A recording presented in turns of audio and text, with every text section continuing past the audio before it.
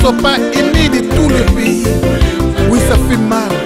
Alors qu'il est époque et tout longa, il faut qu'on soit unis. Baluba, Bakongo, Baswahili, Bangala, Yasolo, Sonyoso, tous à la paix unie. Partout, tout est à paix unité. Site internet Nyoso, Trobela Likambuya unité, Bakongolais, Tosangana. 3W, nous les combattants.com. Message Zabé Moko, unité. Banamikili, prescrirock.com, Trobela paix, Tosangana, Yaba Congolais. rdcongoinfo.com. Merci beaucoup, bien. Des salutations à vous tous les fidèles des sons rivales, à vous qui nous suivez à travers www.nousleschombattants.com.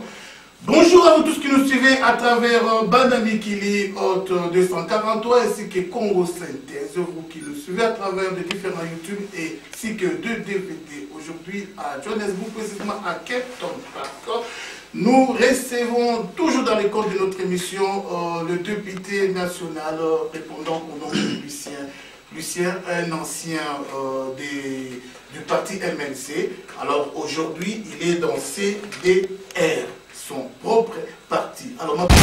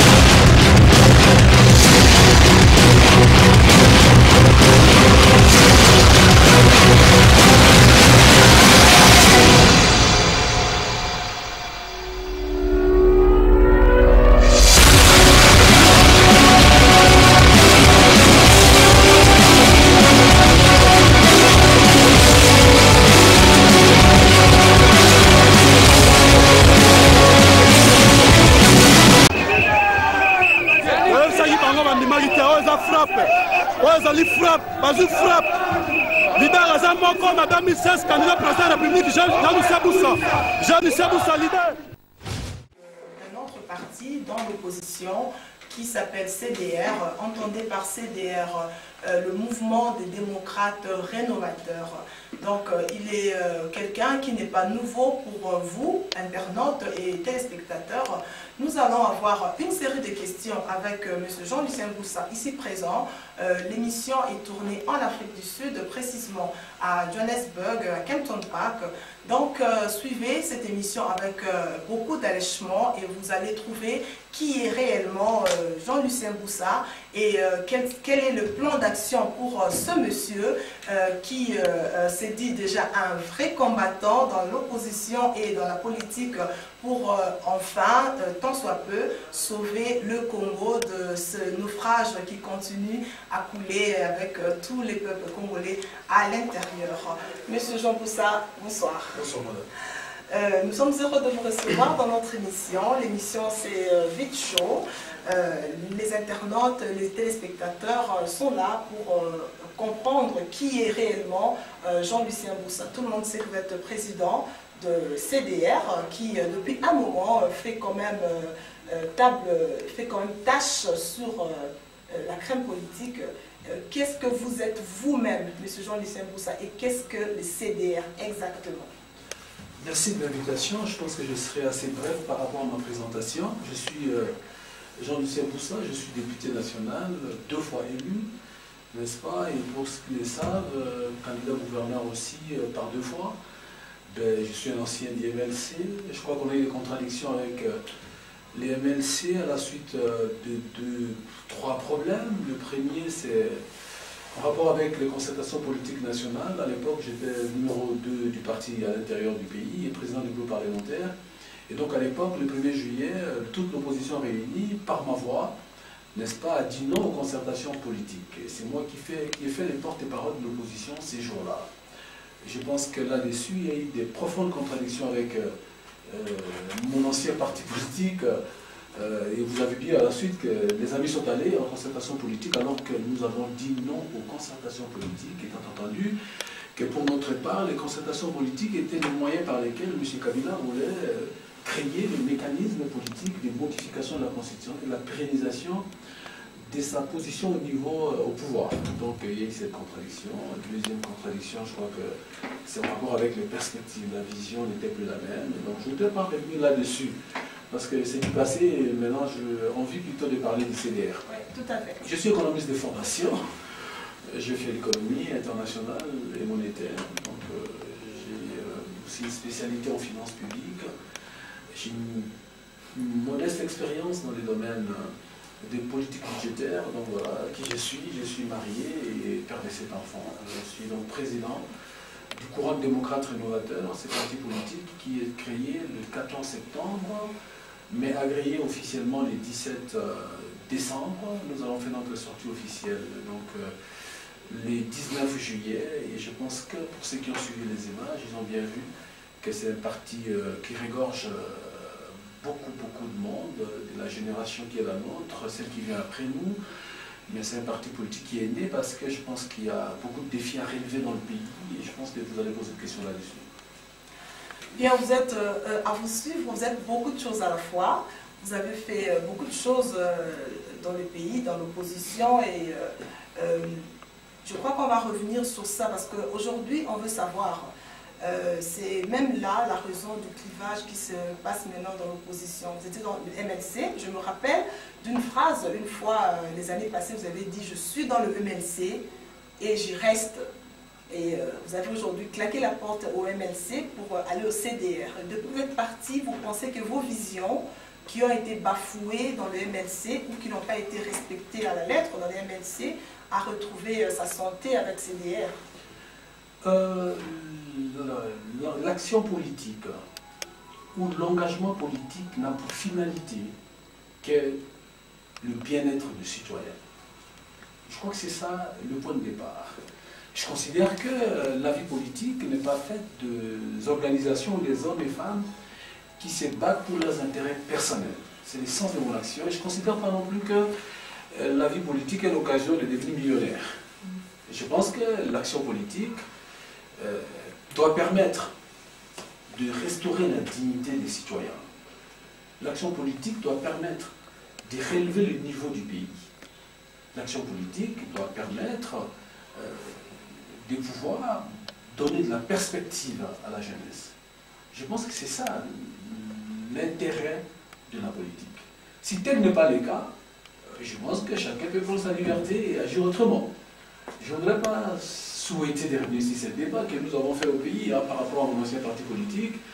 Je souhaiterais davantage plutôt qu'on puisse plancher sur l'avenir, mais je ne pense pas que j'ai dit un jour que j'y reste. Non, je suis un libéral. Je suis un économiste libéral. Ma conviction politique est telle que si ces pays-là, la RDC, est bien gérée, les citoyens peuvent sortir très rapidement du gouffre.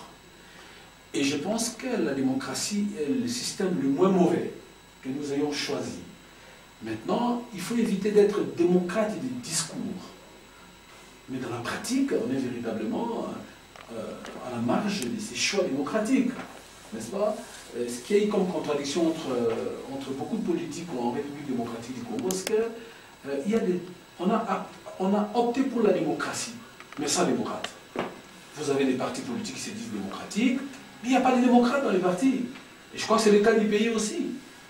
En 2006, M. Kabila nous montre une constitution qui venait de promulguer. Rappelez-vous, on l'appelle artisan de la démocratie ces jours-là. Aujourd'hui, c'est l'artisan de la confiscation de la démocratie.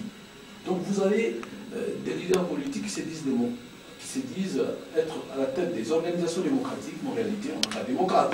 Je pense qu'il y a des démocrates dans le pays. Et de plus en plus, il faut que nos idéologies puissent correspondre à notre pratique. C'est ça les combats que j'ai toujours menés. Nous devons savoir dire ce que nous pensons véritablement, et nous devons savoir faire ce que nous disons effectivement. Sinon, ça ne sert à rien de faire de la politique. Alors faisons du business. On verra bien si vous arriverez à ça. Je suis plutôt convaincu que j'y arriverai. Ok, parce que vous avez parlé de sortir du gouffre rapidement. Et voilà. Je me rappelle encore que vous avez dit le Congo a tellement duré dans cette situation et les changements c'est maintenant. Ça c'est votre phrase de toutes les fois. On espère vraiment qu'on verra quelque chose de bien là-dedans. Tout à l'heure. Ah oui, ma première préoccupation est la suivante. Pourriez-vous commenter un peu sur le régime en place, le mandat qui tend vers sa fin de M. Kabila? Comment avez-vous jugé tous les temps qu'il a eu à diriger? C'est positif ou c'est négatif? Merci pour la question. Je crois que cette question nous rappelle même le sens de notre combat aujourd'hui. Nous ne sommes pas d'accord avec M. Kabila depuis le début jusqu'à aujourd'hui. Pourquoi? Je pense que c'est cela. Et qu'est-ce qui a évolué entre-temps pour que nous puissions continuer à être en désaccord avec lui jusqu'à vouloir en départ du reste? Nous ne sommes pas d'accord avec M. Kabila et son système parce qu'il appauvrit les citoyens. J'ai dit tout à l'heure que vous dites que vous êtes démocrate, mais dans la pratique quotidienne de la gestion de l'État, il n'y a pas de démocratie. Le socle de la démocratie, c'est l'État de droit. Savez-vous, dans ces pays-là, il n'y a pas d'État de droit. Vous allez dans la prison centrale de Makala aujourd'hui, vous trouverez des hommes et des femmes qui sont arrêtés depuis 5-10 ans, qui n'ont jamais été jugés. Est-ce qu'on peut concevoir qu'une personne soit envoyée en prison sans avoir été jugée? Il n'y a pas d'État de droit. Je vous rappelle le débat actuel sur la constitution de la République démocratique du Congo. Est-ce qu'aux États-Unis, alors que le mandat de Barack Obama prend fin en 2016, vous avez suivi qu'il y a un débat sur la révision constitutionnelle aux États-Unis? Il n'y a pas de débat là-dessus, n'est-ce pas? Il n'y a pas de respect de l'état de droit. Les droits économiques et sociaux ne sont même pas respectés. Est-ce qu'on peut vivre avec 80 $ par mois dans un pays où, pour vous qui connaissez bien le Congo, le carton des Thomson, le poisson le plus populaire au Congo, même s'il n'a pas de qualité, n'est-ce pas, coûte 80 $ aussi. Est-ce que c'est possible ça? Les droits économiques et sociaux ne sont pas respectés. Déjà, sur le plan politique, M. Kabila n'a pas été capable de pouvoir placer le pays sur l'orbite des États démocratiques. Sa gesticulation actuelle autour de la révision constitutionnelle nous pose quelques problèmes, et on peut dire que là-dessus, le bilan est totalement négatif. Deuxièmement, sur le plan économique et social. Sur le plan économique, je vous dis tout à l'heure, la finalité de la politique économique n'est rien d'autre que la réalisation du bien-être des citoyens. C'est-à-dire disponibiliser le bien, le service, n'est-ce pas, aux citoyens. C'est ça la finalité de l'action économique, une étude politique économique. Au Congo aujourd'hui, c'est aussi l'emploi. Toute politique économique doit viser l'emploi, la création de revenus, et puis trouver des réponses sociales aux problèmes des citoyens. On peut donner trois éléments des statistiques sur le plan de l'emploi. Savez-vous que dans notre pays, vous avez 94% de chômage? Ça veut dire que la politique économique a complètement échoué. Si vous avez 94% de chômeurs, vous ne savez pas baisser le taux de chômage, vous ne pouvez pas nous dire que vous avez fait quelque chose. Soyons sérieux. Savez-vous, 87,7% des Congolais vivent en deçà de 1,25 $ américains par jour. Ça, c'est les données des études de la Banque mondiale. Ce n'est pas moi qui les dis. On peut aller à l'Internet et lire cette analyse. Donc, ça veut dire que 87,7% de Congolais sont pauvres. Et on peut vous dire qu'aujourd'hui, le bilan est positif plus de 10 ans après. Parce qu'il faut compter à partir de 2001 que M. Kabila est au pouvoir. N'est-ce pas? Rentrons aussi le terrain social. Et je vous dis tout à l'heure, les salaires, ceux qui travaillent, certains ne sont pas payés. Vous avez au Congo des enseignants qui travaillent mais qui ne sont pas payés. On les appelle des NP, non payés. Est-ce que c'est concevable que quelqu'un travaille et qu'il ne puisse pas être payé? C'est pas possible, je pense. Déjà que les salaires sont très faibles, même, je dirais même dérisoires. Mais en même temps, les gens qui travaillent ne sont pas payés. Il n'y a aucune politique sociale. L'accès aux soins de santé primaires est difficile. C'est même chimérique. C'est ainsi que les taux de mortalité sont de plus en plus élevés. J'ai dit il y a quelques jours que j'étais à Mamaïm en 2010 en tant que député pour voir, mais qu'est-ce qui se passe dans le cimetière quand on y va? C'est comme si c'était le lieu où les gens le fréquentaient le plus possible. J'étais à Mamaïm, j'ai vérifié, j'ai trouvé qu'on m'a donné des statistiques du directeur de la mort qui me dit, honorable, nous sortons 50 corps par jour. À la fin du mois, nous avons 225 corps que l'hôtel de ville va enterrer. Donc le bilan sur le plan politique est négatif, Sur le plan économique est catastrophique parce qu'on a installé une logique de pillage. Toute politique économique doit être fondée sur une logique. Si la logique économique est de réaliser le bien-être de tous, vous avez une économie débarrassée de la corruption et du pillage. Mais si la logique économique est l'enrichissement des groupes d'individus, ou de quelques individus seulement, vous avez une politique économique qui met en évidence des contrats léonins, le pillage des ressources naturelles, la mauvaise gouvernance qui est caractérisée par la corruption. Nous sommes l'un des 10 premiers pays du monde en termes de corruption. Ce n'est pas un bilan positif, ça. Ah oui, c'est vraiment regrettable. Je crois que le dire comme ça, c'est bien. Mais le mieux, c'est quoi? Vous, en tant qu'opposant, sur place au pays, quels sont les efforts que vous êtes en train de conjuguer pour éradiquer tous ces systèmes afin qu'on ne revienne pas à l'échec qu'a connu M. Kabila? Au temps de l'Union sacrée, je crois qu'il y avait vraiment des pressions. Il y avait tant de pression. C'est chaque semaine qu'il y avait ces pavilles mortes, il y avait marché, il y avait ça et là, mais l'opposition aujourd'hui congolaise est inexistante. Qu'est-ce qui fait que l'opposition soit ainsi faible par rapport à l'opposition de Mobutu dans les temps? On peut donner deux réponses dans deux directions. La première réponse, que vous dites, qu'est-ce que vous faites en tant qu'opposition? Je crois qu'il ne suffit pas de critiquer, mais il faut avoir des propositions alternatives. Là-dessus, nous avons des propositions alternatives claires. Si vous me posez des questions spécifiques, je vais donner des réponses spécifiques par rapport à cela. Maintenant, l'insistance que vous faites me renvoie aux aspects politiques. Comment les combats politiques est-il menés pour que nous mettions la pression sur ceux qui pensent que le pays leur appartient désormais en propriété privée contre les intérêts des Congolais? Je crois que c'est ça. Ceux qui disent aussi que l'opposition est divisée n'existait pas, je crois que ce sont les chantres de l'affaiblissement de l'opposition. J'entends ces discours plutôt qui nous viennent de la majorité opposant. L'opposition est divisée. Non, même de la population, s'il vous plaît. J'en arrive. D'accord. Même dans ces cas. Je crois qu'on doit définir ce que c'est une opposition. L'opposition, c'est qu'ils ne partagent pas le même point de vue, ceux qui sont au pouvoir. En tout cas, après les élections, ceux qui ne appartiennent pas à la majorité. C'est très clair et net. Oui. Maintenant, il y a des questions, à la fois des questions de fond et des questions sectorielles. S'agissant des questions du fond, nous sommes un pays où les fondamentaux d'un état de droit n'existaient pas encore. Quels sont les fondamentaux de cet état de droit? Je prends un seul exemple. L'alternance politique. Nous sommes en Afrique du Sud. On sait que le mandat du président de l'Afrique du Sud est de 4 ans, je pense. Si je me trompe, n'est-ce pas? Et c'est connu de tout le monde. Vous savez qu'en France, le mandat de 5 ans, il est renouvelable une seule fois. Au Congo, le mandat du président de 5 ans, il est renouvelable une seule fois. Tout le monde le sait. Aujourd'hui, quels que soient les projets que nous pouvons avoir au niveau de l'opposition, s'il n'y a pas d'alternance politique, à quoi serviront ces projets? La bataille de l'opposition aujourd'hui. Au-delà des batailles sectorielles, je crois que vous nous suivez aussi au niveau de l'Assemblée nationale, du Sénat. Les mandats passés, j'ai interpellé le Premier ministre du gouvernement par rapport à sa mégestion. Vous ne savez pas ce que ça nous a coûté. Il fallait oser, il fallait le faire à l'intérieur du pays. Nous l'avons fait. Nous l'avons aussi fait pour d'autres ministres considérés comme puissants. Les ministres d'État, après le président de la République, j'étais le premier à l'interpeller. Nous l'avons fait. Je crois que nous faisons ce travail. Il n'est peut-être pas à la hauteur des espérances des Congolais qui veulent se débarrasser de ces systèmes. Mais c'est le travail de tous les jours. Ce travail, nous le faisons aussi. Il n'y a pas plus tard que le 4 août.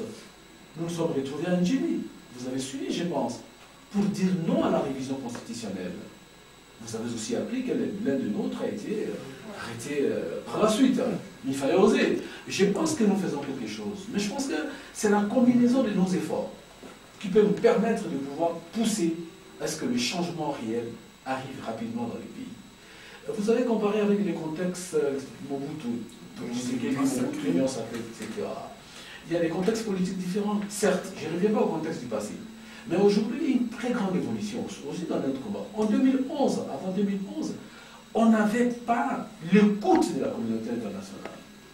Même si à l'intérieur le travail était fait, même si les combattants à l'étranger étaient en train de se battre comme ils le pouvaient, on n'avait pas cet autre élément qui est essentiel dans la réalisation de ce qui se passe à l'intérieur. On est des pays interdépendants. Ce qui se passe au Congo intéresse l'Amérique, intéresse l'Afrique du Sud, ce qui se passe aussi ailleurs nous intéresse.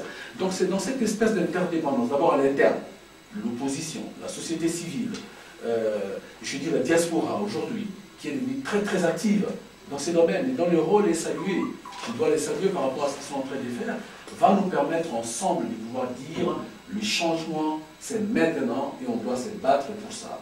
Donc l'opposition fait son travail. Bien entendu, il y en a qui sont habillés à la casquette de l'opposition, mais qui font autre chose. Vous avez bien vu les concertations politiques nationales. Si toute l'opposition avait dit non aux concertations politiques nationales, pensez-vous que ces concertations auraient avancé considérablement? Mais non. Vous avez identifié parmi les opposants certains qui ont cru bon d'être en concertation politique et d'autres qui ont résisté jusqu'à ces jours. Heureusement pour nous qui n'avons pas été, qui avons dit non aux concertations politiques, eh bien, ça n'a donné aucun résultat. Aucun résultat. Ce n'est que gaspillage des ressources nationales. Et je pense que certains des opposants sont en train de regretter aujourd'hui. Honorable, avant de... J'ai relevé quelque chose dans vos dires. Je crois que je vais revenir sur la diaspora. Mais avant ça, je reviens encore sur le mandat du président. Vous avez l'article 220 de la Constitution. Vous avez appelé ça article verrouillé. C'est comme ça que vous l'appelez. Mais aujourd'hui, le même article vous fait baver et l'opposition et la population. Parce que je me dis que la majorité ne va pas baver à cause de ça. Il attend d'ailleurs que les choses se passent autrement que la Constitution. Qu'est-ce qui se passe exactement sous cet article? Parce que c'est écrit noir et blanc.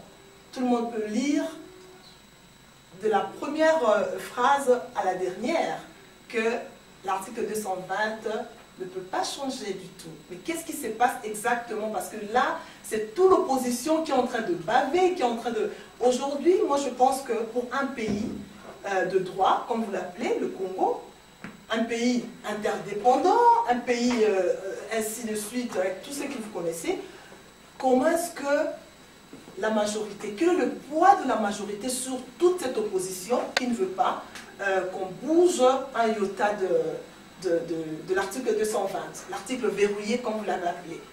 Aujourd'hui, c'est toute l'opposition qui bave sur l'article, bave sur ce problème. On dirait que vous n'êtes, l'opposition n'est que là par, ce n'est qu'un nom ou une étiquette, parce que bon, moi je pense qu'il n'y aurait pas eu de réunion, il n'y aurait même pas eu de meeting sur ça, parce que c'est écrit. Mais aujourd'hui, il faut de meeting. C'est-à-dire que M. Joseph Kabila, qui est le concerné dans ce petit changement qui pourra se faire ou non, si vous ne tenez pas bien, pourra gagner sur vous. Qu'est-ce qui se passe? Deux choses, madame. La première chose que l'enjeu du pouvoir, ce n'est pas d'identifier les dispositions constitutionnelles ou des lois qui scellent l'avenir d'un pays pour les modifier afin de se maintenir au pouvoir. Ce n'est pas ça l'enjeu du pouvoir. L'enjeu du pouvoir, c'est d'organiser la société de sorte à répondre aux besoins des citoyens. C'est ça l'enjeu du pouvoir. Et en République démocratique du Congo, l'enjeu du pouvoir, c'est comment modifier la Constitution pour rester au pouvoir. En 2011, M. Kabila, lors de ses présentations au niveau du Congrès, la réunion qui met en commun le Sénat et l'Assemblée nationale, a dit plusieurs fois, 2007, 2008, 2009, que je ne modifierai pas, on ne modifiera pas la Constitution, madame. Qu'est-ce qui s'est passé en 2011? Il s'est passé que on a modifié la Constitution, notamment s'agissant du mode de scrutin du président de la République, passant de 2 tours à un seul tour. Cette modification de la Constitution a posé un précédent. Rappelez-vous que lorsqu'on avait la possibilité d'avoir une élection présidentielle à 2 tours, le président pouvait être élu avec un peu plus de légitimité renforcée, parce qu'on était un pays post-conflit. Deuxièmement, les élections de députés provinciaux devaient être organisées en même temps que le deuxième tour des élections présidentielles. Le fait qu'on ait modifié la Constitution par la volonté de M. Kabila a fait sauter cette étape, de sorte qu'aujourd'hui, nous avons un retard par rapport aux élections de députés provinciaux, des sénateurs et des gouverneurs qui sont tous devenus illégitimes. La responsabilité doit être portée par ceux qui ont décidé de modifier la Constitution dans ses dispositions relatives au scrutin présidentiel. Si l'opposition se bat aujourd'hui, parce que nous connaissons l'acteur, le jeu et les règles du jeu. Vous connaissez le joueur, vous connaissez son jeu, vous connaissez ses règles de jeu. Et même le résultat. S'il vous plaît, mais voilà. Alors, donc l'opposition a raison d'anticiper sur ces risques à venir. Mais l'opposition n'a pas fait qu'anticiper. Il y a eu des signaux négatifs du côté de la majorité pour vouloir modifier les dispositions constitutionnelles relatives au mandat du président de la République. Et là, tout combattant avéré, tout politique responsable, tout Congolais qui pense que ce pays doit changer ne peut pas laisser passer cette espèce d'énormité, vouloir réviser la Constitution. Ce n'est pas l'opposition qui parle, madame. C'est la majorité qui, s'exprimant par plusieurs voix. Je n'ai pas envie de faire de la propagande ici en les citant. Non, c'est la majorité qui s'exprime sur dans plusieurs occasions, à plusieurs circonstances, et tente de dire à tout le monde que la modification de la Constitution est normale. Oui, la modification de la Constitution ne pose pas de problème, sur le plan de la théorie. Mais nous avons fait un choix politique dans le pays. Ce qu'on appelle disposition verrouillée. Non, ce n'est pas une disposition verrouillée. C'est cette disposition qui verrouille les autres dispositions. L'article 220 verrouille le mandat du président de la République. L'article 220 pose les principes du scrutin direct. Regardez, mais qui veut modifier la Constitution? Ce n'est pas l'opposition, c'est la majorité. Et vous avez suivi le débat. Monsieur Kabila était aux États-Unis il y a quelques jours. Mais avant cela, le secrétaire de l'État américain s'est exprimé au Congo à ce sujet. Quelle était la réaction de la majorité? Vous connaissez la réaction? De l'agitation. Mais pourquoi vous pouvez vous agiter sur quelque chose qui est tout à fait simple? Écoutez, moi je suis président, dans 5 ans, dans 2 ans, j'ai quitté le pouvoir, et puis un autre va remplacer. Est-ce que on veut nous faire dire qu'il n'y a qu'une personne qui a le monopole du savoir-faire en République démocratique du Congo, alors que son bilan est totalement négatif, on vient de l'indiquer? On veut nous faire dire que la jeunesse congolaise, dans la jeunesse congolaise, ou dans l'élite congolaise, il n'y a pas d'ingénieurs, de médecins, de juristes, de sociologues, etc., qui sont capables de pouvoir gérer autrement le pays que par celui qui est là. C'est ce qu'on veut nous dire. La pensée unique, on veut rentrer à la pensée unique? Non, madame. Donc l'opposition a compris le jeu, parce qu'il connaît les joueurs, et il connaît les règles de jeu, pour dire non aujourd'hui. Et aujourd'hui, nous sommes accompagnés en cela par beaucoup d'autres acteurs, y compris à l'international. Nous devons continuer à nous battre pour que l'alternative au pouvoir devienne une règle normale en République démocratique du Congo et non une exception. Qu'est-ce qui se passerait si vous échouez? Ce ne sera pas l'échec de M. Boussa. Non, pas de M. Boussa. Quand je dis vous, je vois l'opposition et le CDR. Parce que 2011, on a changé la constitution et puis bon, on a réussi quand même à avoir M. Joseph Kabila comme président de la République. Et en 2016, vous avez peur que ça arrive de nouveau.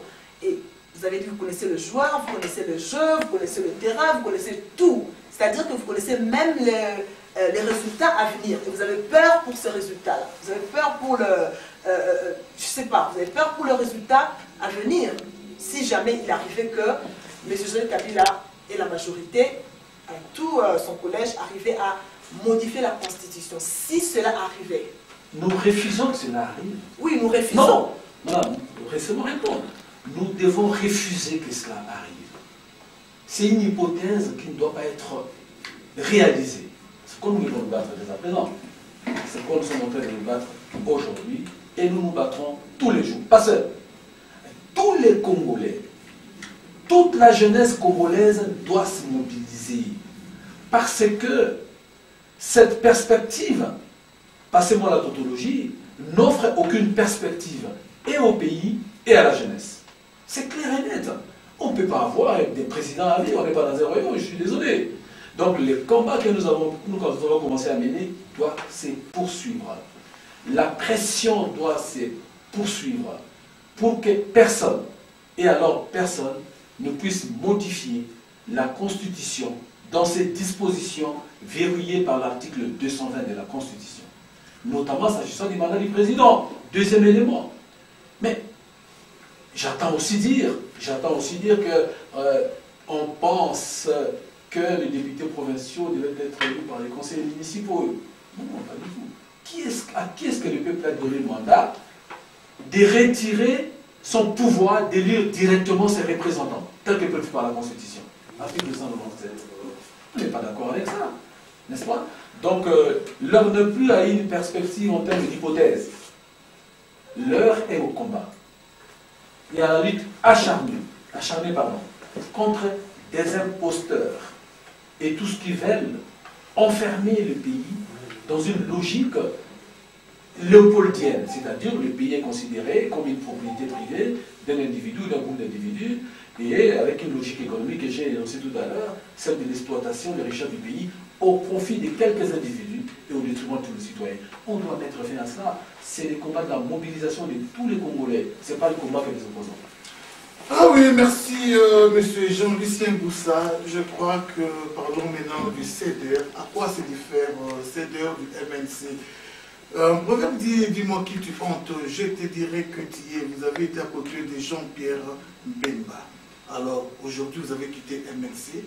La diaspora a vraiment besoin de connaître qui est M. Lucien Jean Boussa. Parce que depuis un certain temps, la diaspora a du mal à recevoir les honorables venant du Congo. La diaspora, précisément les combattants, ont vraiment du mal à recevoir les autorités politiques congolaises. Alors maintenant, la diaspora vous suit, on a besoin de connaître M. Lucien par rapport à ce que l'image qu'a donné Jean-Pierre Mbemba aujourd'hui. Il suffit que je vous dise que Jean-Pierre Mbemba n'est plus aimé à la diaspora, il est considéré comme traître. Pourquoi? La première des choses, il avait gagné les élections. Quand je parle de Jean-Pierre Mbemba, je vois MLC, d'où vous venez. En ce moment, vous étiez dans MLC. Jean-Pierre Mbemba acceptait que M. Joseph Kabila a gagné les élections pendant qu'il n'avait pas gagné les élections. Et cela est vraiment considéré comme une haute trahison. Et aujourd'hui, les choses vont très mal au Congo. MNC ne dit rien, Jean-Pierre Mbemba ne dit rien. Et maintenant, on vous voit un sujet de MNC. Quand bien même, vous avez créé votre propre parti. À quoi se diffère maintenant ces nouveaux partis CDR par rapport à votre ancien parti politique? J'ai envie de rappeler que je ne suis pas comptable du MLC parce que je parle aujourd'hui en tant que président du courant démocrate rénovateur. Ça fait plus d'une année que j'y ai été. Et donc, ne me poussez pas à être un peu anachronique. C'est dangereux. Simplement, ce que je peux dire, je n'aime pas parler des personnes. Notre combat aujourd'hui, c'est contre un système établi. Ce système qui veut s'installer longtemps au détriment des citoyens. Et je pense que je serais plus à l'aise là-dessus. Je vous rappelle que pour la diaspora, que je suis dans l'opposition depuis que Kabila est au pouvoir. J'ai été arrêté en 1998 par Laurent Désiré Kabila, sous Laurent Désiré Kabila, etc.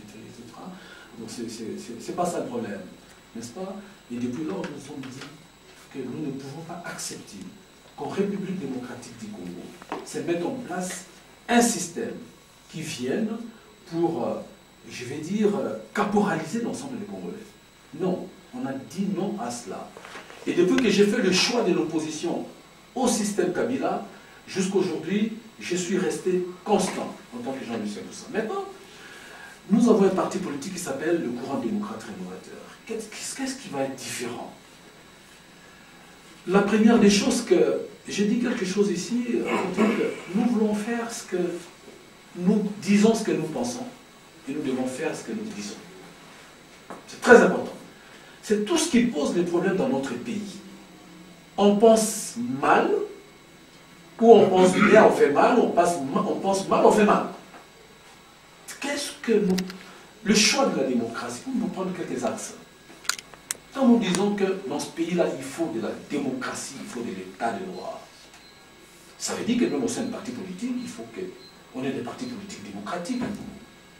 Ça veut dire que les règles du jeu au sein des partis doivent être respectées. Les statuts des partis, les règlements intérieurs, etc. Il faut donner au sein des partis politiques l'occasion à tous les acteurs de pouvoir s'exprimer librement. Lorsqu'il y a des enjeux important. Il ne faut pas que le chef des partis devienne les propriétaires d'une entreprise familiale. C'est déjà pas possible. Lorsque vous analysez la plupart de nos partis politiques, il n'y a pas de vice-président. Regardez la plupart des partis politiques congolais. Il n'y a pas de vice-président. Non seulement les partis politiques, mais c'est le système. Je commence par les partis politiques. Nous avons dit au sein du CDR que ça doit changer. Et au niveau de notre parti, pendant que je suis ici, il y a un vice-président qui fait l'intérim. Il faut désacraliser la fonction politique pour la réduire dans sa dimension de production des services publics. C'est ça le CDR. La désacralisation de la fonction politique pour la réduire à sa dimension stricte de production de services publics au profit des citoyens. C'est ça la différence aussi. Deuxièmement, nous avons des idées claires, précises, pas de la démagogie. On n'a pas besoin de la démagogie. Que ce soit à midi, là, il n'y aura pas de soleil, il y aura éclipse solaire. Non. Il faut dire des choses vraies aux citoyens. Et nous sommes capables de vous dire ce que nous sommes en mesure de faire. Si demain nous prenons le pouvoir, j'ai parlé sur le plan politique, il faut installer véritablement la démocratie dans le pays, pas pour nous-mêmes, mais surtout pour nos enfants, nos petits-enfants et la postérité. Ok, merci. Deuxièmement, vous voulez savoir quelques différences. Notre approche économique, ou notre approche des problèmes congolais, notre abord des problèmes congolais n'est pas superficiel. Quand on pose la question à 100 Congolais, pourquoi ça ne va pas dans le pays? Il y aura 100 réponses. Mais il n'y aura pas 100 bonnes réponses. Nous voulons que nous ayons tous la même perception des bonnes réponses. Nous considérons que pour le CDR, rien n'est va dans ces pays, parce qu'il y a une mauvaise conception du pouvoir d'État. Le pouvoir d'État est réduit, et je le répète parce que c'est ça la vérité, à une affaire de quelques individus, de quelques amis. Il y a un déficit du pouvoir d'État dans le pays. Il faut mettre fin à ce déficit du pouvoir d'État. Le pouvoir d'État, c'est ces pouvoirs-là qui gèrent le présent, le futur et même les aspects stratégiques. Pendant que nous sommes en 2014, nous devons savoir quel sera le Congo de 2060. C'est ça un pouvoir d'État responsable. Donc, il y a ces déficits dans le pays, nous devons nous battre pour ça, et c'est la première des causes de nos problèmes liés à la conception même de l'État.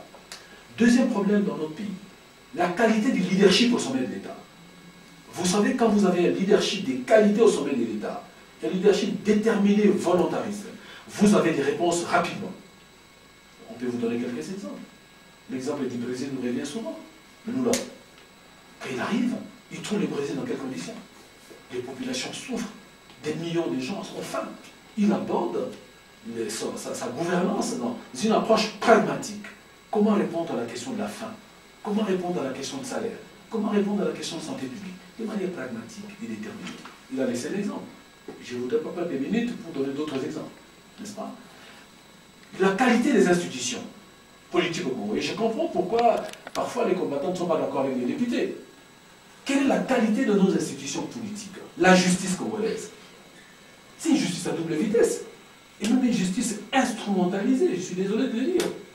Il y a une vitesse des puissants et des faibles. Il y a une justice des puissants et une justice des faibles. Il n'y a pas une justice juste.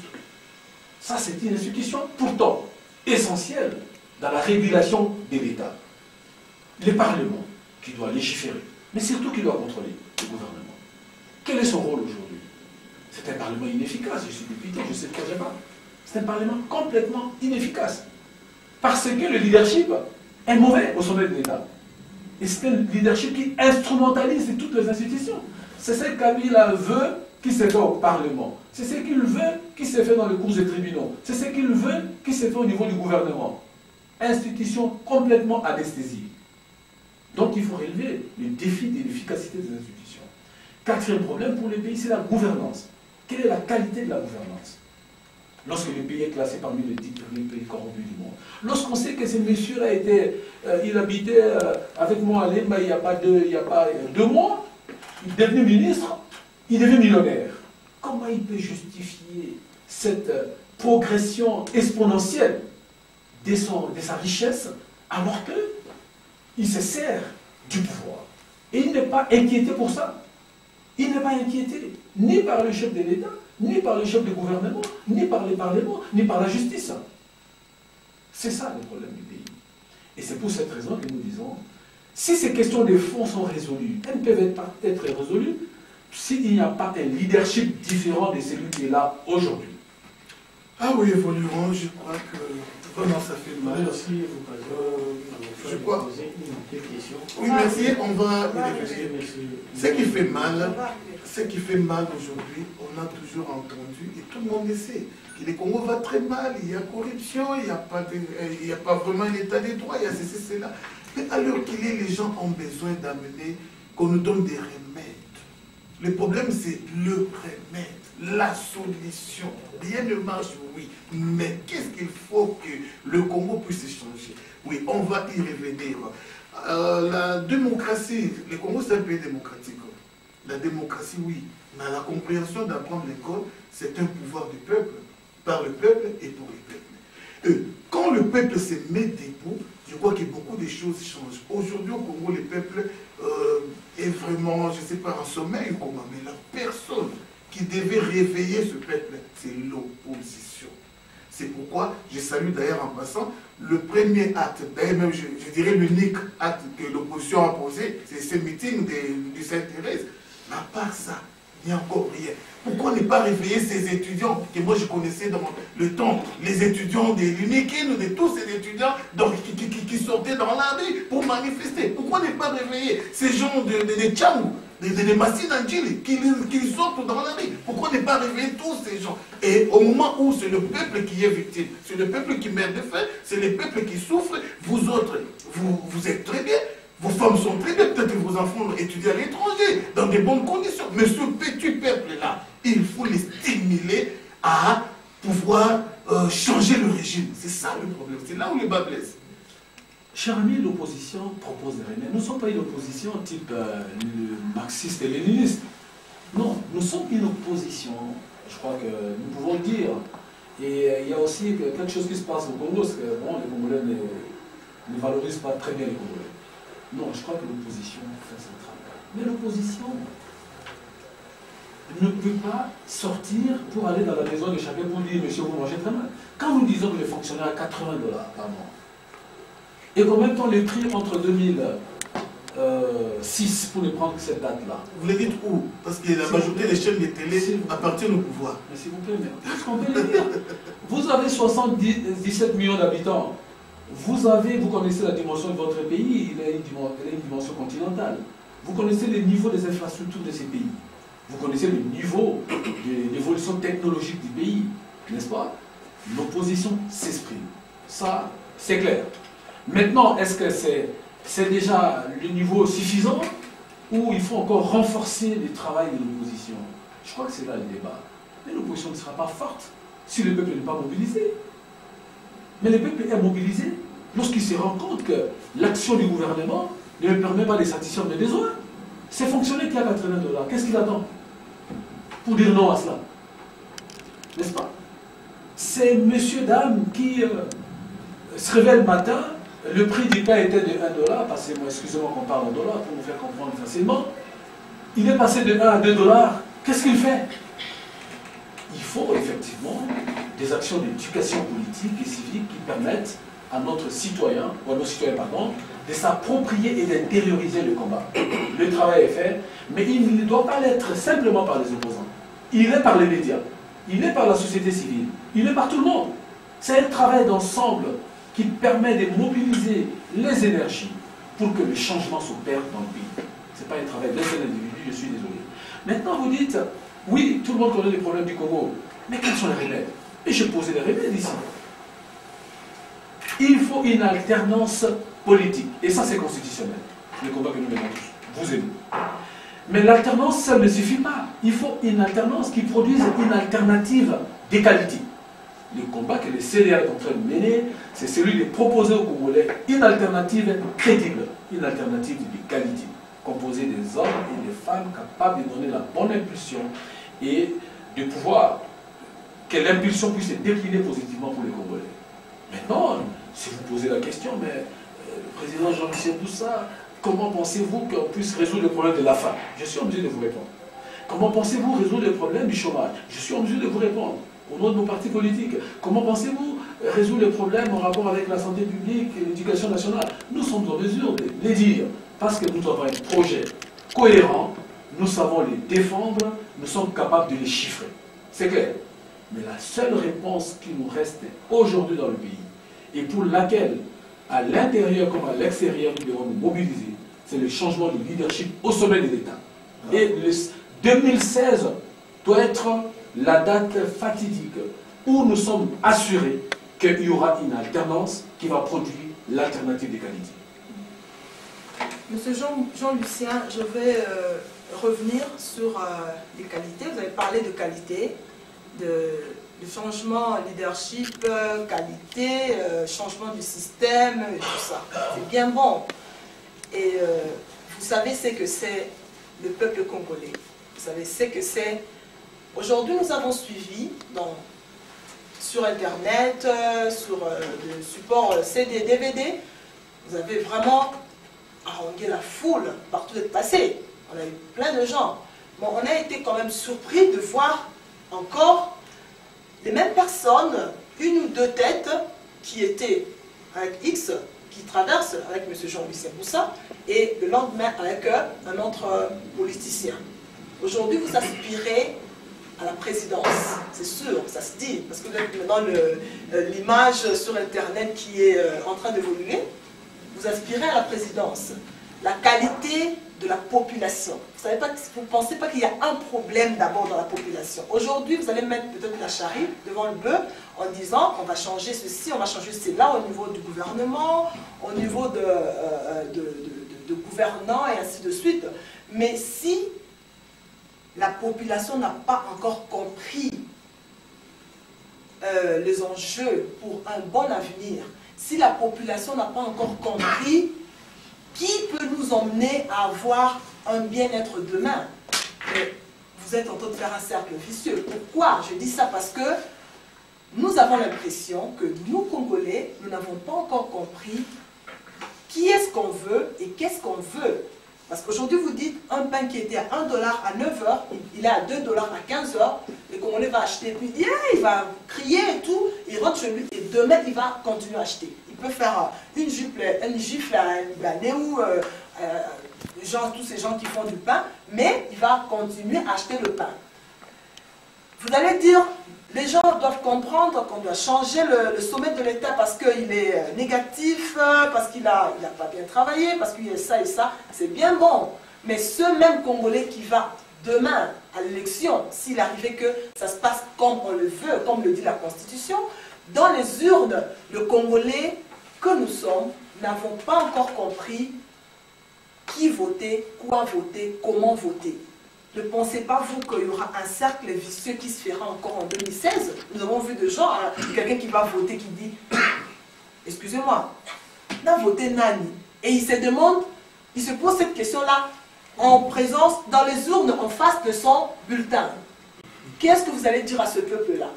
Un peuple qui veut, bien sûr, on veut, on a écouté, parce que, permettez-moi, on ne va pas commencer avec les actions, on commencera toujours à écouter les discours. Vous avez commencé comme tout le monde, avec un beau discours, avec des statistiques, avec des calculs, et tout ça c'est bien beau. Tout le monde qui viendra après vous, ou les gens qui sont venus avant vous, ont fait comme ça, avec des discours, mais après c'était entre guillemets. Et demain, une personne qui n'a rien compris, il va aller voter peut-être pour dire, ah comme je suis une femme, je vote pour une femme. Ah non mais Boussa, mais il va demander, quel est son poste non? Ah il est de l'Équateur, c'est bon. Et qui vous, c'est bon. Et puis, on revient, c'est un cercle vicieux, on reviendra à ce même jeu au niveau du leadership, la qualité dont vous parlez là. La qualité dont vous parlez, quels sont les vrais aspects de cette qualité? Non, madame, je crois qu'on n'est pas dans une société immobile. Le Congo n'est pas une société immobile. C'est de un. De deux, vous savez que les élites que nous sommes, nous avons un rôle à jouer dans la société. Le rôle d'une élite, c'est d'éclairer la société. Ce n'est pas que l'élite politique, l'élite intellectuelle, l'élite dans les affaires, l'élite sociale, etc. Notre rôle en tant qu'élite est de donner la direction et l'éclairage pour la société. Ce travail est en train d'être fait. Cet immense travail que la diaspora est en train de faire, cet immense travail que l'opposition congolaise est en train de faire à l'intérieur du pays, cet immense travail qu'une frange de la société civile non corrompue est en train de faire au Congo. Mais c'est justement ce travail qui donne de l'impulsion aujourd'hui à ce qui se passe dans le pays et au changement à venir. Vous ne vivrez pas une société immobile. C'est vrai que bon, tous les Congolais n'ont pas été à l'école, c'est vrai, mais on peut leur dire, messieurs, pour voter, il faut faire ceci. Ça, c'est pas compliqué. Il n'y a pas de mauvais. Troisième chose, il n'y a pas de mauvais chefs. Il n'y a pas de mauvaises troupes. Il y a que des mauvais chefs. C'est pas le contraire? Non, non, il n'y a pas de mauvaises troupes. Il n'y a que des mauvais chefs. La direction que vous donnez dans votre ménage, madame, c'est celle qui permet au ménage d'être le meilleur ou le mauvais. C'est clair. Vous avez deux parents qui ont le même salaire, mais si l'un pour arriver à la maison, il a 4 escales, et l'autre va droit à la maison, vous avez les résultats différents à la fin de la vie de chaque parent. Donc c'est clair et net. Donc je crois que la qualité de leadership telle que nous sommes en train d'indiquer est le déterminant essentiel. Il y a beaucoup de priorités dans le pays, mais il y a un déterminant. Par quel bouton devons-nous appuyer pour que ça commence à bouger dans le pays? C'est là la question. Allez-y. Le bouton sur lequel il faut appuyer, c'est le leadership au sommet de l'État. C'est clair. Mais pour arriver à cela, il y a une menace qui plane sur la possibilité pour le Congo de pouvoir arriver à cela. C'est cette tendance révisionniste de la Constitution qui risque de ne pas nous donner la possibilité d'alterner le pouvoir. C'est pour cette raison que nous faisons appel à tous les Congolais, de l'intérieur comme de l'extérieur, afin que nous barrions la route à toute possibilité, à toute tentative de modification de ces dispositions constitutionnelles. Donc, madame, je comprends tout ce que vous avez dit, mais je considère que, en ordre de priorité, aujourd'hui, c'est la question du leadership qui réjaillit sur la qualité des institutions, qui réjaillit sur la conception de l'État et même la conception du pouvoir, mais aussi qui permet de mettre en place une gouvernance de qualité. Il est clair que lorsque le chef ne veut pas être millionnaire au détriment des citoyens, il ne va pas s'entourer des collaborateurs qui lui amènent de l'argent dont il ne sait pas d'où ça vient. Comment voulez-vous que l'ambition d'un chef de l'État ou d'un Premier ministre ou d'un ministre, d'un PDG, soit de s'enrichir, d'être plus riche que les citoyens? Mais non, ce n'est pas ça l'ambition. L'ambition, c'est d'améliorer la qualité des prestations publiques. C'est ça l'ambition. Et un chef digne de ce nom est fier de se voir vivre peut-être de façon humble et frugale, mais d'avoir des citoyens qui émergent. Parce que c'est eux qui créent les emplois, c'est eux qui créent la richesse, et c'est eux qui permettent au pays d'avancer. Mais dans votre pays, dans notre pays, ce sont les hommes politiques qui sont de plus en plus riches.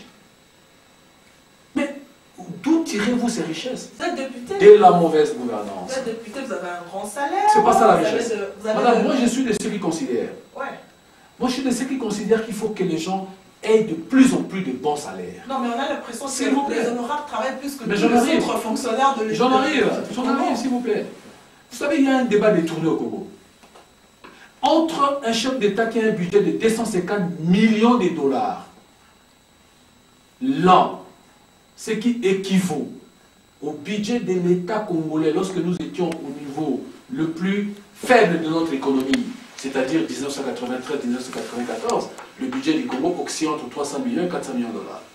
Est-ce qu'il est compréhensible qu'une institution comme le président de la République puisse avoir un budget qui avoisine 300 millions de dollars? C'est là la question qu'il faut poser.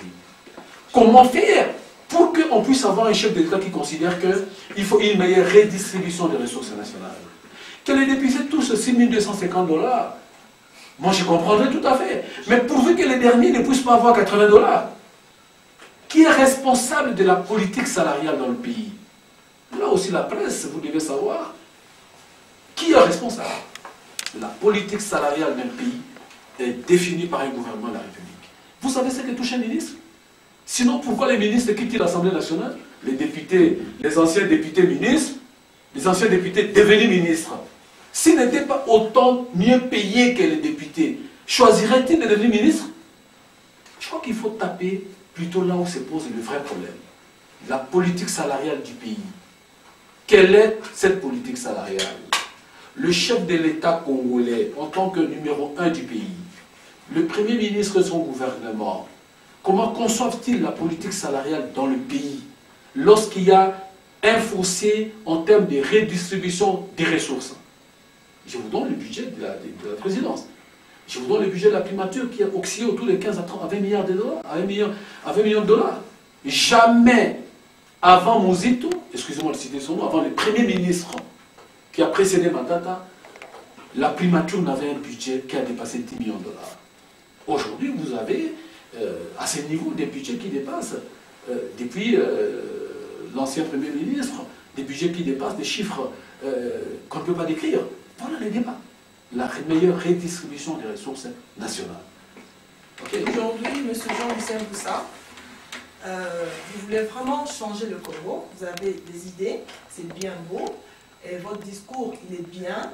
Et je crois que les Congolais qui vous suivent, les internautes, les téléspectateurs, vous retrouvent dans ce que vous avez dit d'autres fois, une ou deux fois d'ailleurs, ou une énième fois, que le changement c'est maintenant. Admettons que demain, c'est les élections, Jean-Lucien Boussa, honorable député, devient président de la République. On ne va pas faire la propagande, on n'est pas encore au moment. Vous commencez par quel bouton? Parce que vous aviez dit là que le Congo a beaucoup de préoccupations, beaucoup de problèmes. Et tous ces problèmes salariales, le problème social, l'éducation, la santé, tout ça. Et vous devenez président de la République, par exemple. Demain, vous commencez par quel bouton? Déjà, devenant président de la République, dans cette perspective, le Congo a déjà trouvé la première réponse. Le leadership déterminé, le leadership visionnaire, le leadership capable d'exercice autonome, de projection. Ah, jusque-là, c'est vous qui expliquez là à la population. Je dis, c'est déjà de 1. C'est une résolution. C'est déjà de 1. Maintenant, qu'est-ce qu'il faut faire? Alors, qu'est-ce qu'il faut faire? 4 problèmes qui dérangent les Congolais aujourd'hui. Non, pas qu'est-ce qu'il faut faire. Vous commencez par quoi exactement? J'en arrive. J'en arrive. C'est les 5 chantiers. Les Congolais doivent manger. Les Congolais doivent manger. Première des choses. Ce n'est pas philosophique ça. C'est simple. Ils sont plus de 80% n'est pas bien mangé. Comment le faire? 2 axes. L'agriculture s'appuyant sur l'agro-industrie et la spécialisation économique provinciale. Ça veut dire qu'il y a des provinces naturellement dotées dans le domaine agricole sur lesquelles il faut appuyer le développement agro-industriel. Ces provinces existent. Ils ont fait leurs preuves dans le passé. Et c'est à ces provinces seulement, vous êtes capable de pouvoir résoudre les problèmes alimentaires. C'est quoi? C'est une projection simple. Vous savez que dans ce pays-là, pour résoudre simplement les problèmes de ce qu'on appelle l'alimentation d'entretien, le fruit, il suffit d'avoir un programme simple. Demandez à chaque maison du pays d'avoir dans la parcelle 5 arbres fruitiers. Je donne un exemple simple. Vous avez résolu au bout de quelques années la question relative à la production, à la consommation des fruits de façon autonome. Et vous avez dégagé des excédents pour pouvoir produire du jus. Mais ça, l'agro-industrie, la pêche. Vous savez que dans ce pays-là, il y a des rivières partout. Il y a des possibilités de pouvoir organiser des étangs industriels. C'est simple. Et vous avez résolu le problème de la production de poissons, la consommation, et vous réduisez les importations dans ce domaine. Vous avez investi dans la production du maïs, du riz, de la banane, que sais-je encore. Et chaque province du pays est dotée naturellement pour être en mesure de pouvoir, qui a des avantages comparatifs par rapport à chaque produit. Donc je dis, premier problème, résoudre les problèmes de la faim. Les Congolais doivent manger. 2 axes, l'agriculture, la pêche et l'élevage. Nous sommes capables de pouvoir le faire, avec 80 millions d'hectares de terres arables. 2e axe, la réduction des prix des produits importés. Aujourd'hui, on importe au prix X. Je donne un exemple simple. Les Congolais le savent, le Premier ministre le sait et tous les ministres le savent. Le riz importé, ou je donne un exemple qui est très populaire, le carton de Thomson importé, livré Matadi, ne dépasse pas 15 $, transport compris. Il est vendu à Kinshasa à 80 $. Si l'opérateur économique a 100% de bénéfice, ça veut dire qu'il a 30 $. Si le transport Kinshasa-Matadi revient à 1 $ par carton, parce que du Brésil à Matadi, ces cartons coûtent 0,5 $ de transport. Donc si Matadi-Kinshasa coûte 2 fois plus que Brésil-Matadi, n'est-ce pas? Ça veut dire que ça sera 1 $, simplement. Et donc, on ne peut pas vendre les cartons de Thomson à Kinshasa à 80 $. Au maximum, au strict maximum, on peut les vendre à 40 $. L'opérateur économique a son bénéfice. Mais qu'est-ce qui se passe? Il y a la mafia politico-financière qui gangrène le secteur.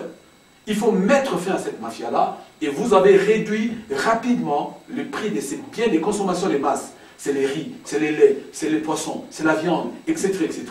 Donc ces deux actions couplées, développement de l'agriculture, maîtrise des prix à l'import des biens de consommation de masse, les Congolais avec les salaires qu'il peut avoir, ça lui permet de pouvoir déjà doubler sa consommation. Deuxième problème, bon, vous allez peut-être me parler des autres secteurs. Je ne voudrais pas... donc j'ai parlé de la santé publique. Dans le secteur de la santé publique, on nous a construit un hôpital qui a coûté plus ou moins 90 millions de dollars à Kinshasa. Mais dont l'accès est difficile pour les citoyens, parce que pour y accéder, il faut au minimum 25 $. Qui y va? Les fonctionnaires à 80 $. Il va prendre 25 $ pour aller en consultation dans cet hôpital? Mauvais choix d'investissement. Et pourtant, avec les 90 millions de dollars, dans chaque territoire du pays, il y a des infrastructures hospitalières laissées par la colonisation, qui ne demandent pas mieux que d'être réhabilitées et équipées au maximum par des équipements adaptés. Et vous savez que l'évolution de la technologie moderne nous offre la possibilité d'avoir des salles d'op, des matériels de cardiologie, des matériels de pédiatrie, des matériels de gynécologie adaptés à la circonstance. Vous avez autant de territoires, en moyenne 20 territoires par province, vous avez ces hôpitaux-là. Vous donnez 1 million de dollars à chacun de ces hôpitaux. Ils sont rétablis, ils sont réhabilités. Ça veut dire les 90 millions de dollars qu'on a concentrés dans un hôpital à Kinshasa, où il y a déjà d'autres hôpitaux, qu'il fallait simplement réhabiliter et équiper de façon moderne, auraient dû servir à réhabiliter 90 hôpitaux à l'intérieur du pays. Et donc, après la problématique de l'équipement, de la réhabilitation, il y a la question relative au personnel médical, qualifié mais motivé. Est-ce qu'il est possible d'avoir un médecin qui n'est pas payé dans un hôpital? Dites-moi comment il va faire. Il s'occupe des hommes et lui-même n'est pas un homme. Merci, monsieur Jean-Lucien Boussa, futur candidat au présidentiel. Mais souffrez que je vous dise que la logique des politiciens souvent ne vont pas de pair avec celle des combattants, c'est-à-dire celle de la diaspora. Les combattants ne veulent pas des élections. Ça, c'est la première chose. Alors, la deuxième chose, c'est d'ailleurs une question. Que pensez-vous des Congolais, entre guillemets Congolais, qui ont une double identité? La diaspora traite M. Kabila de Rwandais. Et il est Rwandais.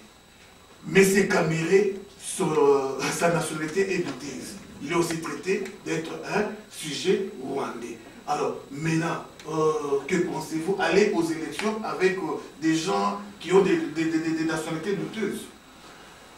Merci de me relever l'écho de la diaspora sur cette problématique. Mais je pense que la diaspora a des raisons de les dire. J'ai dit tout à l'heure que la philosophie de ma démarche politique n'est pas de m'attaquer et de parler des individus. Je préfère parler du système. C'est le système qui nous broie dans la misère. Je n'échappe pas à la question par ailleurs. Mais je pense que les Congos doivent être dirigés par un Congolais. C'est clair et net.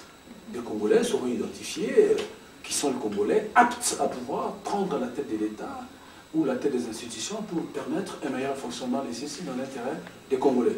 Par contre, au niveau du CDR, notre parti politique, l'option que nous avons levée par rapport à cette problématique de la nationalité est celle qui nous concerne pour la plupart. Les Congolais d'origine, pourquoi n'a-t-il pas droit à sa nationalité? Pour les CDR, par rapport à cette question, nous disons que tout Congolais d'origine gardera sa nationalité, quel que soit le choix qu'il a fait, pour plusieurs raisons, devenir américain, devenir belge, devenir français, sud-africain, tout Congolais d'origine doit garder sa nationalité.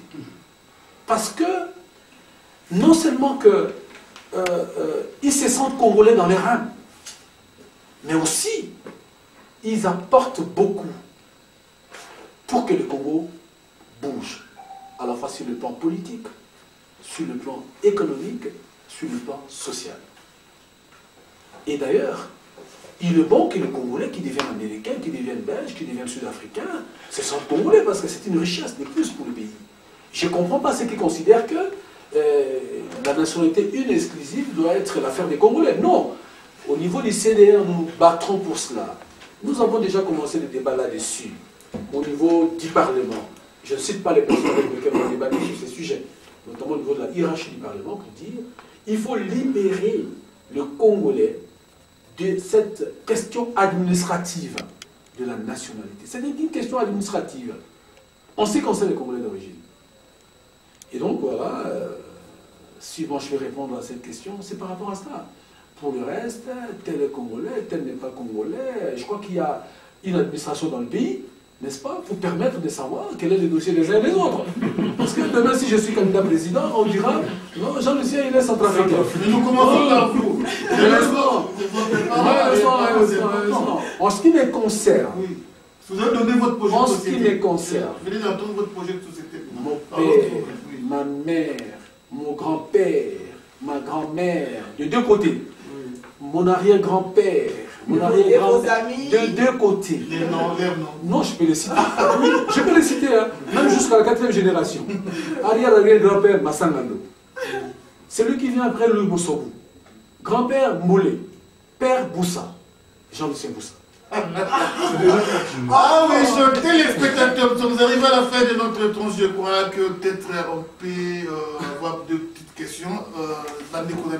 Si vous avez des questions à poser, dans la langue que vous aimeriez bien parler. Oui, monsieur Michel Mata, j'aimerais savoir, CDR, c'est un parti qui vient à peine de naître, ça fait une année. Et vous êtes établi seulement à Kinshasa et à l'Équateur, ou vous êtes sur toute l'étendue de la République? Merci. Merci. La spécificité du CDR, la spécificité, même l'identité du CDR, c'est vraiment les partis qui rassemblent le Congo. Le Congo dans ses diversités culturelles, ses diversités ethniques, mais cette diversité scientifique aussi. En tout cas, vous venez au CDR, vous allez rencontrer toutes les compétences. Alors, toutes les compétences et toutes les provinces. Je suis celui que je suis, donc le vice-président du Kasaï oriental, Mujimai, l'autre, il s'appelle Fidel Ilunga, l'autre est du Bas-Congo, il s'appelle Alain Bouanga, il est avocat. Le troisième, c'est une dame, elle est du Bandoudou. Le quatrième, c'est un monsieur, il est de la province orientale. Vous avez bien compris que, déjà, de ce point de vue-là, la question est réglée. Et au niveau de province, nous sommes installés, c'est vrai, nous avons des structures qui ont une vitesse forte à Kinshasa, à l'Équateur, dans le Bas-Congo, dans le Bandoudou, dans les Kasaï, oriental comme occidental, la vitesse n'est pas la même, pour être honnête. C'est des vitesses c'est selon que le pôle d'action qui a amorcé l'action du parti, pas seulement la tautologie. Mais nous sommes un parti qui se trouve dans tout le pays. Même à Lubumbashi, nous avons un président fédéral qui est un homme d'affaires, que je ne cite pas ici. Mais il est officiel, il est en Turquie en voyage, et dès qu'il est revenu, on a résolu le problème. Voilà, donc nous avons en Afrique du Sud une représentation, le docteur est là, c'est notre président d'Afrique du Sud. C'est ce profil.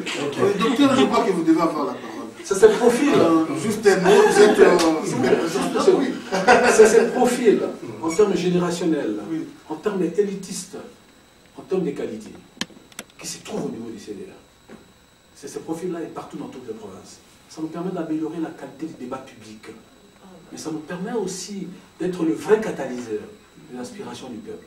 Nous avons l'ambition, jusqu'au niveau de la rue de la ville de Kinshasa, comme au niveau des groupements des pays, avoir des représentants, mais des gens qui ont des reflets de bonne moralité.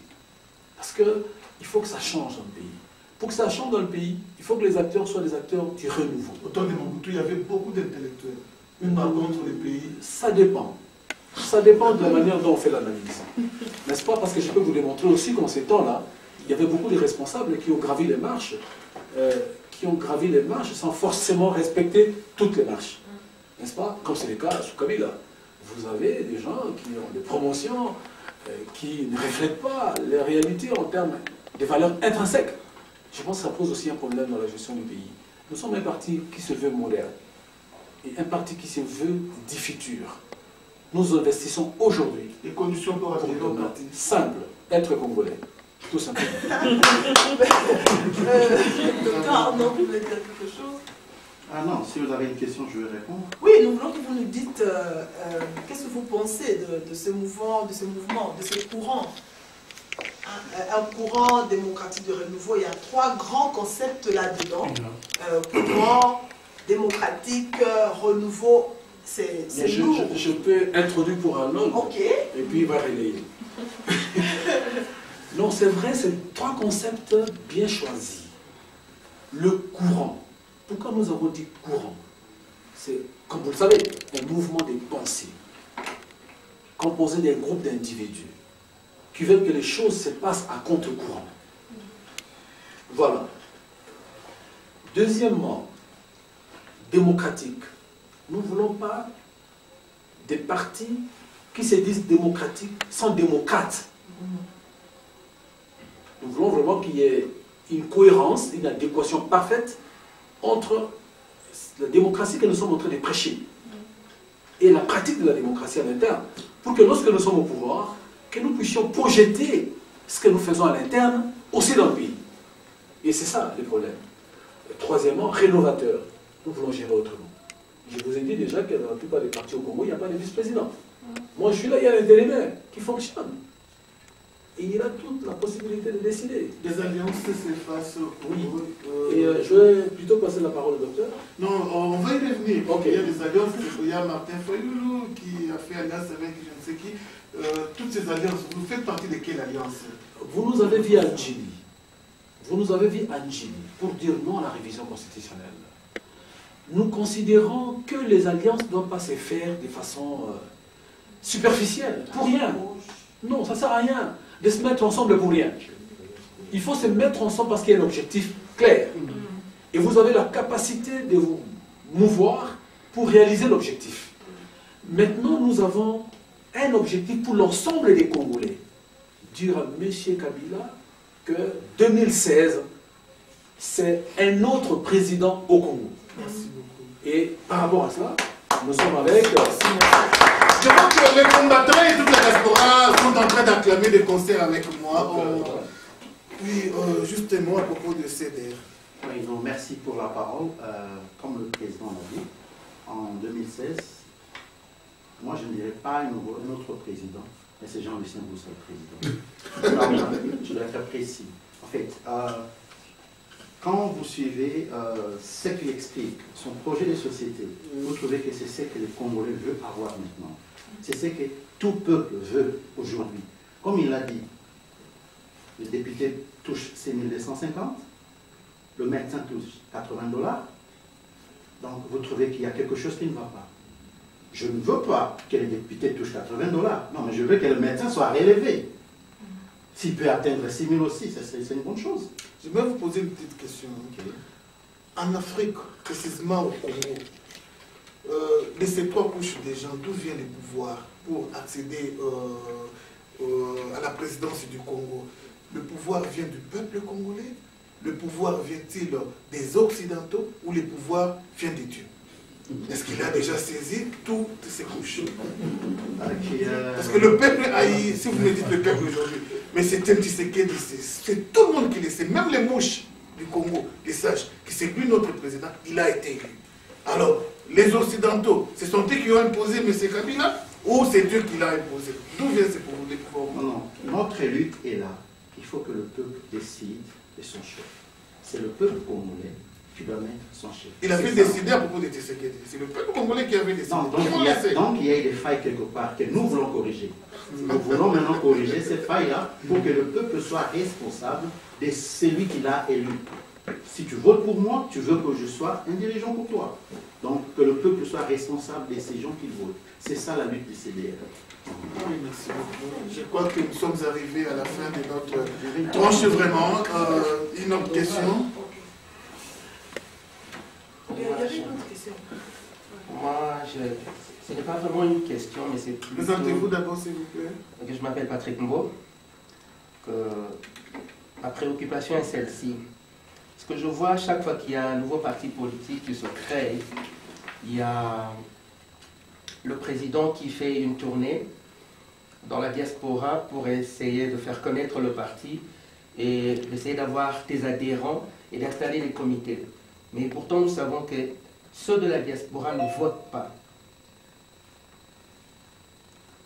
Quand vous faites cette démarche-là, qu'est-ce que vous attendez de la diaspora? Parce que la diaspora n'a pas son mot à dire dans la perspective électorale qui vient. Pourquoi courtiser cette diaspora pendant que vous savez que cette diaspora ne va pas voter? Quelle est votre démarche, même au niveau du Parlement, en tant qu'honorable? Que faites-vous pour que cette diaspora-là ait un mot à dire? Très bien. D'abord, qu'est-ce qu'on attend de la diaspora? Vous connaissez la diaspora juive et les rôles que cette diaspora joue aux États-Unis, partout ailleurs.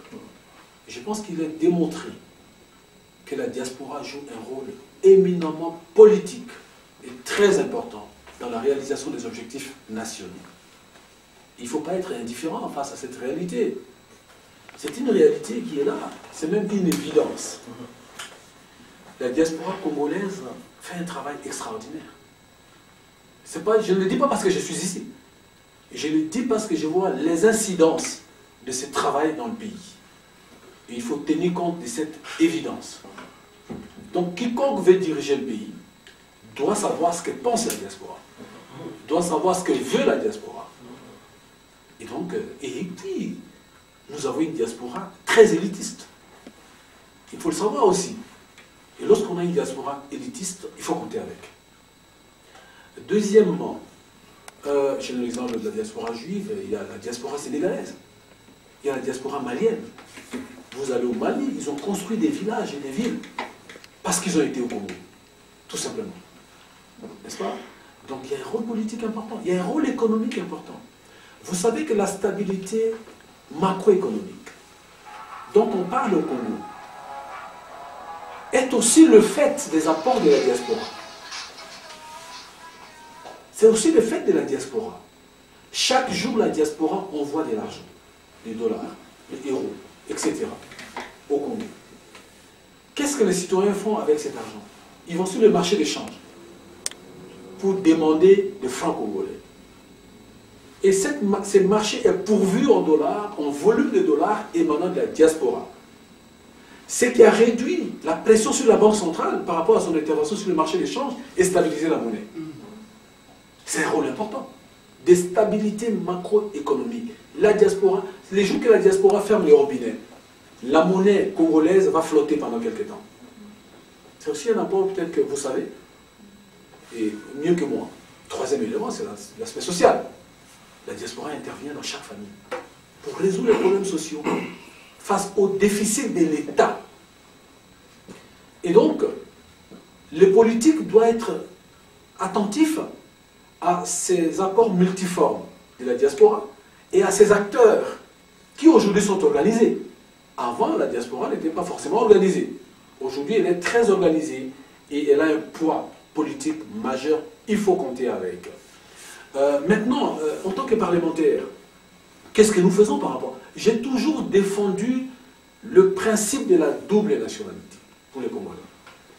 Si vous revisitez mes anciennes interventions publiques ou télévisées, etc., vous allez retrouver en rapport avec la question de la nationalité. J'ai toujours été de ceux qui considèrent que les Congolais qui est parti, parce qu'il est médecin en Afrique du Sud, parce qu'il est ingénieur aux États-Unis, il est journaliste et ailleurs, il a droit à sa nationalité d'origine jusqu'à la fin de sa vie, y compris sa progéniture. C'est clair. Et c'est les combats que nous allons continuer à mener. J'ai vu des tendances qui commencent à nous suivre. Il y a des tendances qui commencent à nous suivre par rapport à cela. Mais j'ai dit tout à l'heure en passant que nous, on a une proposition originelle. Pour ceux qui ont peur que d'autres nationalités ne viennent profiter de cette nationalité et de causer du tort au pays, nous disons, c'est vrai, nous comprenons vos craintes. Mais nous avons une proposition originelle. Tout Congolais d'origine ne perd pas sa nationalité, quel que soit le choix qu'il fait après. Point. Tout ce qui n'est pas congolais, qui voudrait bien devenir congolais, il y a des formalités à remplir. Mais en tout cas, les Congolais d'origine n'ont pas de formalités à remplir. En ce moment, on aura réglé les problèmes de la diaspora. Mais il y a un autre problème politique. Oui, vous agissez politiquement, mais les droits de vote vous est privé. On a dit, il y a des expériences africaines. qui nous amène à dire, tiens, mais en Afrique, la diaspora a voté. Au Sénégal, en Côte d'Ivoire, la diaspora ivoirienne, la diaspora sud-africaine, la diaspora malienne, plutôt sénégalaise. Est-ce que nous ne pouvons pas nous inspirer de cette approche pour que notre diaspora puisse avoir le même droit que les citoyens congolais qui sont à l'intérieur, qui n'ont pas de droits différents?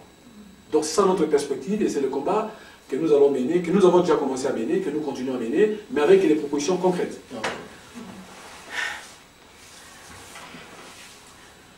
Voilà, donc, une autre? J'avais une autre préoccupation. Ah, vous avez une autre préoccupation. Ok, allez-y. Ok, ma deuxième préoccupation est celle-ci. Comme nous venons de vous suivre, votre objectif premier, c'est le bien-être de la population. C'est d'ailleurs la raison pour laquelle vous faites la politique. Et si vous êtes dans l'opposition aujourd'hui, c'est pour un combat, c'est-à-dire l'alternance et puis le changement du leadership. Mais au vu de ce qui se passe au pays, est-ce que vous êtes capable, dans la perspective des élections qui pointent, est-ce que vous êtes capable d'atteindre un certain niveau d'abnégation? Qu'est-ce que je veux dire? Ce qui s'est passé en 2006, en 2011, est-ce que dans ce souci-là de changer ce leadership, est-ce que vous pouvez vous ranger derrière un seul homme, derrière une seule personne, tous les partis de l'opposition, pour faire un contrepoids contre le système qui est en place? Parce que vous combattez un système. Est-ce que vous êtes à mesure de mettre de côté pour un temps vos originalités, vos différences, et dire nous voulons combattre ce système, nous nous rangeons derrière un seul homme pour l'opposition, pour ne plus être éparpillés et donner de la chance à ce système de se pérenniser? Non, vous avez raison. Je crois que l'idéal pour nous, c'est de nous rassembler. Derrière, un projet d'abord. Et ensuite, derrière, quelqu'un qui est capable de pouvoir porter ses projets jusqu'à les mettre en œuvre. Je crois qu'il faut sortir des approches sentimentales. Il faut des approches objectives. On dit, écoutez, oui, en 2016, nous avons obtenu que la Constitution reste respectée, premier combat. Le deuxième combat, il ne faut pas que l'alternance ne soit pas alternative. C'est-à-dire une alternance continuité. Nous devons éviter cela. Et je crois que la meilleure manière de l'éviter, c'est de nous rassembler autour d'une force, autour des individus, pas individu en tant qu'individu, autour d'une personnalité capable de gagner. N'est-ce pas? Mais je pense qu'on ne peut pas étouffer les ambitions. Il faut laisser les ambitions s'exprimer, pour deux raisons. La première raison, il faut découvrir les facultés qui sont dans l'un ou l'autre potentiel candidat. Il faut que les Congolais puissent découvrir les différences qu'il y a entre les prétendants éventuels, pour permettre aux Congolais de faire le meilleur choix. Parce qu'il ne faut pas dire, oui, c'est moi, c'est moi, c'est moi, et après, ben, les Congolais ne sont pas d'accord avec vous. Et à la fin, le vote est éparpillé. On n'en est pas encore là d'ailleurs. Deuxièmement, il faut laisser aux Congolais la chance de se choisir son dirigeant. L'expérience de l'élection présidentielle au Congo a indiqué que, quels que soient nos discours, quelles que soient nos manières de faire, le peuple regarde, le peuple suit et le peuple note. Et lorsqu'arrivent les échéances, le peuple se détermine. Et c'est visible, hein? On se voit qu'en 2011, quel que soit le nombre de candidats, le peuple a dit c'est Tshisekedi ou rien. À partir de ces moments-là, vous devez vous dire, mais mettons-nous ensemble pour pouvoir pousser la personne pour laquelle il y a une forte attraction de la population. Mais il faut aussi que les candidats qui vont avoir les bénéfices de ces rassemblements soient capables d'ouverture, n'est-ce pas? Si ces candidats n'est pas capable d'ouverture, les gens viennent au candidat et ils disent non, non, non, non, moi c'est déjà suffisant pour moi. Ah non, ça ne marche pas. Donc je crois qu'il y a cette attitude d'observer, que les uns et les autres s'expriment, pas en tant qu'individu, les idées s'expriment, que les projets s'expriment, et le peuple suit. 2, qu'on arrive aux échéances, pour voir quelle est la direction vers laquelle le peuple pense-t-il qu'on peut y aller. Et 3, il faut que les uns et les autres soient capables de concessions. Si il s'est fait que tout le monde pense que c'est le candidat X qu'on doit soutenir, le candidat Y, X doit aussi savoir que celui qui s'est délesté en sa faveur ne manque pas d'idées, ne manque pas d'ambition, ne manque pas de projets. pour qu'ensemble nous puissions porter les projets communs, celui de la transformation du Congo. Et si c'est point de vue là, je peux parler d'accord. Chers téléspectateurs, vous avez donc suivi là M. Jean-Lucien Boussa, qui est honorable député et président national du CDR. Espérez que vous avez aimé, mais avant ça, nous pensons que M. l'honorable député, qui parle déjà bien, comme tout politicien, comme tout politique, avec un large plan d'action pour le pays, avec des grandes perspectives pour un avenir meilleur pour les Congolais de partout dans le monde, peut avoir une dernière chose à dire, ou soit pour aujourd'hui évidemment, quelque chose à dire à tous ces internautes qui vous ont suivis et ces téléspectateurs. Je crois qu'on a dit l'essentiel. Ce que nous pouvons dire pour l'instant à nos compatriotes congolaises et congolais, c'est que le changement est possible en République démocratique du Congo. Le Congo est capable de sortir du gouffre dans lequel il se trouve pour restaurer la dignité du peuple congolais et redonner au Congo la place qu'il faut dans les concerts des nations. C'est clair. Maintenant, 4 articulations. 1, il faut une nouvelle conception du pouvoir. Je dirais mieux, une nouvelle conception du pouvoir d'État, fondée sur la production des services publics au service des citoyens, pas seulement la tautologie. Deuxième chose, ceci n'est pas possible si vous n'avez pas un leadership volontariste, déterminé et visionnaire. Vous avez ce leadership, vous avez naturellement des institutions de qualité et efficaces. Et les institutions de qualité produisent des développements. Troisième élément. Quatrième élément, il faut améliorer la gouvernance. Le simple fait de lutter contre la corruption, le détournement des deniers publics, permet à la République démocratique du Congo de récupérer les 60% de recettes publiques qui fuient la caisse de l'État par les mécanismes de la corruption et du détournement. Donc ces 4 articulations nous permettent d'exiger qu'il y ait alternance politique en 2016. Et là-dessus, c'est le combat de tous les combats pour tous les Congolais. Si nous n'avons pas mené ces combats, si nous ne nous rassemblons pas pour dire non à ceux qui veulent torpiller la Constitution et les institutions, nous avons raté la chance du changement dans le pays. Et ceci doit se faire maintenant. C'est le combat du CDR, ça doit être le combat de tous les Congolais. Merci Jean-Lucien Boussa. Tomba, c'est ça, en lingala, donc Tomba. Merci d'avoir répondu à notre invitation. L'émission est donc terminée. L'émission s'est passée en co-présentation avec le pasteur Pascal Sans Rival, que vous connaissez tous. Avec la technique, nous avons eu donc Didier Ndongala. On remercie tout notre public qui a été là pour nous donner un peu de tonus. Merci à Franck Boussi et à Odonvitch, Timothée Boukoumbembe. Merci et au revoir. Ah oui, nous disons merci d'abord à vous, tous ceux qui avez vraiment sacrifié votre temps en train de nous suivre. Merci à notre Excellence Jean-Lucien Boussa Tomba. Tomba, je ne sais pas, ce nom dit quelque chose. C'est vraiment un originaire de l'Équateur, quand même il l'a caché. Merci vraiment à ma consoeur Belle Biche Musica. Merci à vous tous vraiment, nos invités de ce soir. Merci à Papier au-dessus de derrière la caméra, ainsi qu'à mon confrère qui est à côté. Merci à Didier.